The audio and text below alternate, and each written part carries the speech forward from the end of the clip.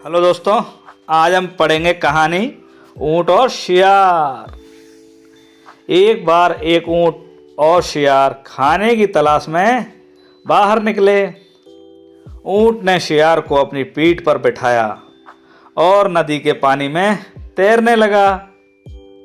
कुछ ही देर में दोनों तरबूज के खेत में पहुंच गए।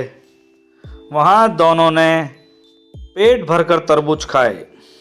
जब शियार का पेट भर गया तो वह खुश होकर हुआ हुआ की आवाज़ निकालने लगा। ऊंट ने उसे शांत करने का प्रयास किया, लेकिन वह नहीं माना। उसकी आवाज़ खेत के कुछ दूरी पर रहने वाले किसान के कानों में पड़ गई। वह समझ गया कि खेत में कोई घुस आया है। वह दौड़ता हुआ खेत में पहुंचा, जहां उसने ऊंट को खड़ा पाया। किसान को देखकर शियार पहले ही भागकर एक पेड़ के पीछे छिप गया। अपने विशाल शरीर के कारण ऊंट के लिए कहीं छिपना संभव नहीं था, इसलिए वह वहीं खड़ा रह गया। ऊंट को देखकर किसान आग बबूला हो गया। उसने उसे लाठी से पीटना शुरू कर दिया और पीटते पीटते खेत से बाहर खदेड़ दिया। ऐसी जबरदस्त धुनाई के बाद बेचारा ऊंट कराते हुए खेत के बाहर खड़ा ही था कि पेड़ के पीछे छुपा हुआ शियार चुपके से खेत से निकलकर उसके पास आ गया। उसने ऊंट से पूछा कि तुम खेत में क्यों चिल्लाने लगे? मित्र, खाने के बाद अगर मैं हुआ की आवाज़ न निकालूं तो मेरा खाना ही नहीं पचता, शियार ने उत्तर दिया।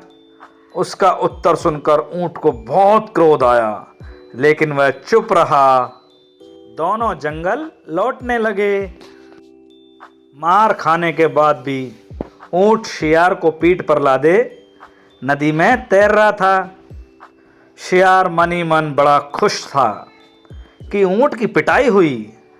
जब वे बीच नदी में पहुंचे तो अचानक ऊंट ने पानी में डुबकी लगा दी। शियार डर के मारे चीखा, ये क्या कर रहे हो मित्र? मुझे खाने के बाद पानी में ऐसे ही डुबकी लगाने की आदत है, ऊंट ने उत्तर दिया। शियार समझ गया कि ऊंट ने उसे उसके किए का बदला चुकाया है। वह बड़ी मुश्किल से अपनी जान बचा पाया और पूरे रास्ते डरा सहमा सा रहा। उसे अपने किए का सबक मिल गया। उस दिन के बाद से उसने कभी ऊंट के साथ चालाकी नहीं की। सीख क्या मिलती है इस कहानी से हमें? जैसे को तैसा। थैंक यू दोस्तों।